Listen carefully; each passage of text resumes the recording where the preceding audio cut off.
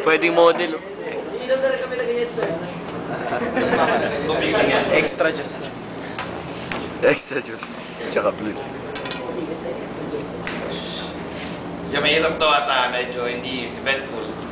Kaya, niisip niya ito kung sapat to mga isagawa.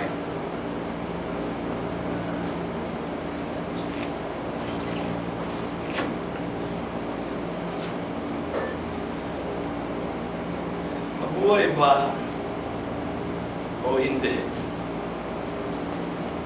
Yan ang katanungan.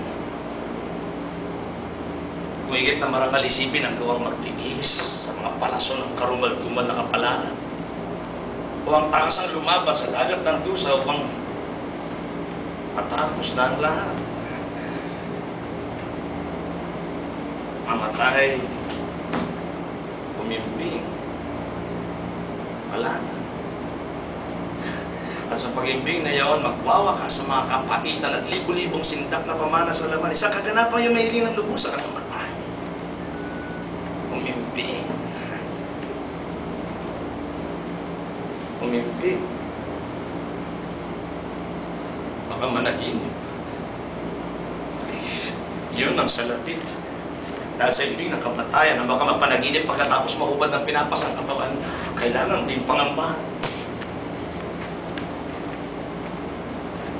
Sabi nga, malaking kapamakan kapag umaba ang buhay dahil sinong susuog sa dago kataplit ng panahon, sa lupit ng mananihil, pagdusta sa marangal, kirot ng sinuwing pag-ibig, kupad ng batas, kaimpian ng mga nanunungkul at mga pagtatakwil, nababagubabang binabata na hindi naman dapat, samantalang kaya-kaya naman niyang makalaya sa lahat sa tulong ng isang punyal.